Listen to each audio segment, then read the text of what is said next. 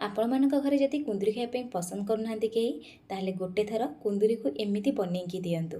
ଭାରି ସୁଆଦିଆ ଲାଗିବ। ଛୋଟ ପିଲା ସ୍ପେଶାଲି ମାଗି ମାଗି ଖାଇବେ। ଆପଣଙ୍କୁ ଭାତ ସହିତ ରୁଟି ସହିତ ଖାଇପାରିବେ। ଟିକେ ୟୁନିକ୍ ଉପାୟରେ ବନେଇବା, ଘରୋଇ ମସଲାରେ, ଆଉ ଅତି ସହଜ ମଧ୍ୟ ବନେଇବା। ନମସ୍କାର, ପ୍ରତିଦିନ ରୋଷେଇକୁ ଆପଣମାନଙ୍କୁ ଅନେକ ଅନେକ ସ୍ୱାଗତ। ଆପଣମାନଙ୍କୁ ଅନୁରୋଧ ରହିଲା, ଯଦି ଚ୍ୟାନେଲରେ ନୂଆ ଅଛନ୍ତି କିମ୍ବା ଚ୍ୟାନେଲକୁ ସବସ୍କ୍ରାଇବ୍ କରିନାହାନ୍ତି, ପ୍ଲିଜ୍ ଚ୍ୟାନେଲକୁ ଗୋଟେ ସବସ୍କ୍ରାଇବ୍ କରିନେବେ। ପ୍ରଥମେ ମୁଁ ଏଠି 250 ଗ୍ରାମର କୁନ୍ଦୁରି ନେଇଛି। କୁନ୍ଦୁରିକୁ ଭଲସେ ଟିକେ ଧୋଇ ନେବା। ଧୋଇ ନେଇ ସାରିଲା ପରେ ତାକୁ ଆମେ କାଟିବା। ତା ଆଗପଟ ଓ ପଛପଟୁ ଟିକେ କାଟି ନେବେ। କାଟି ନେଇ ସାରିଲା ପରେ ମଝିରେ ଏମିତି 2 ଫାଳ କରି କାଟି ନେବେ। ଏଇ ପ୍ରୋସେସ୍ରେ କ'ଣ କରିବେ ନା, ସବୁ କୁନ୍ଦୁରିକୁ ପ୍ରଥମେ କାଟି ନେବେ। କାଟି ନେଇ ସାରିଲା ପରେ ମୁଁ ଗୋଟେ ଜାଗାରେ କାଟିକି ରଖିଛି। ଆପଣଙ୍କୁ ଯଦି ପାଚିଲା କୁନ୍ଦୁରି ପସନ୍ଦ ନୁହେଁ, ଆପଣ କୁନ୍ଦୁରିକୁ କାଢ଼ିପାରିବେ। ଏବେ କ'ଣ କରିବା, ଗୋଟେ କଡ଼େଇ ବସାଇବା। ଫ୍ଲେମ୍କୁ ମିଡ଼ିୟମ୍ ରଖିବା।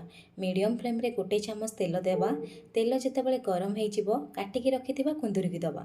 କୁନ୍ଦୁରିକୁ ଦେଇ ସାରିଲା ପରେ 1 ମିନିଟ୍ ଭାଜି ନେବା। ଭାଜି ନେଇ ସାରିଲା ପରେ ଅଳ୍ପ ଟିକେ ହଳଦୀ ଗୁଣ୍ଡ, ସ୍ୱାଦ ହିସାବରେ ଲୁଣ ଦେବା। ଲୁଣ ଦେଇ ସାରିଲା ପରେ ଆଉ ଥରେ 1 ମିନିଟ୍ ଭାଜି ନେବା। ଯେହେତୁ କୁନ୍ଦୁରିରେ ନା ବହୁତ ସାରା ପାଣି ରହିଥାଏ, ଆପଣ ଫ୍ଲେମ୍କୁ ମିଡ଼ିୟମ୍ ରଖିବେ। ମିଡ଼ିୟମ୍ ଫ୍ଲେମ୍ରେ କୁନ୍ଦୁରିକୁ ଭଲସେ ଭାଜି ନେବେ। ଆଉ କୁନ୍ଦୁରି ଯଦି ଭଲସେ ନ ଭାଜିବେ, ଖାଇବା ପାଇଁ ଟେଷ୍ଟ ଆସିବନି, ପାଣିଚିଆ ପାଣିଚିଆ ଟାଇପ୍ର ଲାଗିବ। ତାପରେ ଫ୍ଲେମ୍କୁ ମିଡ଼ିୟମ୍ ରଖି 3 ମିନିଟ୍ ଘୋଡ଼େଇକି ଛାଡ଼ିଦେବା। 3 ମିନିଟ୍ ପରେ ଆଉ ଥରେ ଟିକେ ଏପଟ ସେପଟ କରି ଭାଜି ନେବା। ଆପଣମାନେ ଦେଖିପାରୁଥିବେ କୁନ୍ଦୁରିରେ ଟିକେ ଟିକେ ବ୍ରାଉନ୍ କଲର୍ ଆସିଲାଣି। ମୁଁ ଫ୍ଲେମ୍କୁ ମିଡ଼ିୟମ୍ ରଖିକି ପାଖାପାଖି 5ରୁ 6 ମିନିଟ୍ ଏଇପରି ଏପଟ ସେପଟ କରିକି ଭଲସେ ଭାଜି ନେଇଛି। ଯେତେବେଳେ କୁନ୍ଦୁରି 80% ଭାଜି ହେଇଯିବ, ଆମେ ଗୋଟେ ମିଡ଼ିୟମ୍ ସାଇଜ୍ର ପିଆଜକୁ ଏମିତି ପାଖୁଡ଼ା ପାଖୁଡ଼ା କରି କାଟିକି ଦେବା। ପିଆଜ ଏମିତି ପାଖୁଡ଼ା କରି କାଟିକି ଦେବେ, ଦେଖିବେ ଟେଷ୍ଟ ବହୁତ ଭଲ ଆସିଥାଏ। ଆପଣଙ୍କୁ ଯଦି ପସନ୍ଦ ଆପଣ ଦେଇପାରିବେ, ନହେଲେ ପିଆଜକୁ ସ୍କିପ୍ କରିପାରିବେ। ପିଆଜକୁ ଦେଇ ସାରିଲା ପରେ ମଧ୍ୟ ଆକୁ ଆମେ କ'ଣ କରିବା ନା, ପାଖାପାଖି 5 ମିନିଟ୍ ମିଡ଼ିୟମ୍ ଫ୍ଲେମ୍ରେ ଟିକେ ବ୍ରାଉନ୍ କଲର୍ ହେବା ଯାଏ ଭାଜି ନେବା। ଏବେ ସବୁ କୁନ୍ଦୁରିକୁ କାଢ଼ିକି ଗୋଟେ ପ୍ଲେଟ୍ରେ ରଖି ନେବା। ସେଇ କଡ଼େଇରେ ମୁଁ ଆହୁରି 1 ଚାମଚ ତେଲ ଦେଇଛି। ତେଲ ଯେତେବେଳେ ଗରମ ହେଇଯିବ, ଅଧା ଚାମଚ ଜିରା ଦେବା। ତା ସହିତ ଅଳ୍ପ ଟିକେ ଭୃଷଙ୍ଗ ପତ୍ର ଦେବା। ଭୃଷଙ୍ଗ ପତ୍ର ଦେବେ, ଦେଖିବେ ତରକାରୀର ବାସ୍ନା ବହୁତ ଭଲ ଆସିଥାଏ, ଟେଷ୍ଟ ଆସିବା ସହିତ। ଏବେ 1 ଚାମଚ ଅଦା ଆଉ ରସୁଣକୁ ଛେଚି ନେଇଥିଲି, ତାକୁ ଦେଇଦେବା। ଦେଇ ସାରିଲା ପରେ 1 ମିନିଟ୍ ଭଲସେ ଭାଜି ନେବା। ଏବେ ଫ୍ଲେମ୍କୁ ଲୋ ରଖିବା। ଲୋ ଫ୍ଲେମ୍ରେ 1 ଚାମଚ ବେସନ ଦେବା। ବେସନ ପ୍ରଥମେ ଦେଇ ଭାଜି ଦେବେ। ବେସନର ଯେଉଁ କଞ୍ଚା ସ୍ମେଲ୍ ଥାଏ ନା, କଞ୍ଚା ସ୍ମେଲ୍ ଆଉ ତରକାରୀରେ ଆସିବନି। ଆଉ ଦେଖିବେ ଗ୍ରେଭି ଗୋଟେ ବହୁତ ଭଲ ଆସିବ। ବେସନକୁ ଭାଜି ସାରିଲା ପରେ ମୁଁ 2 ଚାମଚ ପାଣି ଦେବି। ପାଣି ଦେଇକି ଲୋ ଫ୍ଲେମ୍ରେ 1 ମିନିଟ୍ କଷିବି। ଯେମିତି ବେସନ ନା ଟିକେ ଗାଢ଼ା ଟାଇପ୍ର ହେଇଯିବ, ଏମିତି ଟିକେ ନସନସିଆ ଟାଇପ୍ର ହେଇଯିବ। କଷି ସାରିଲା ପରେ ସେମିତି ଫ୍ଲେମ୍କୁ ଲୋ ହିଁ ରଖିବା।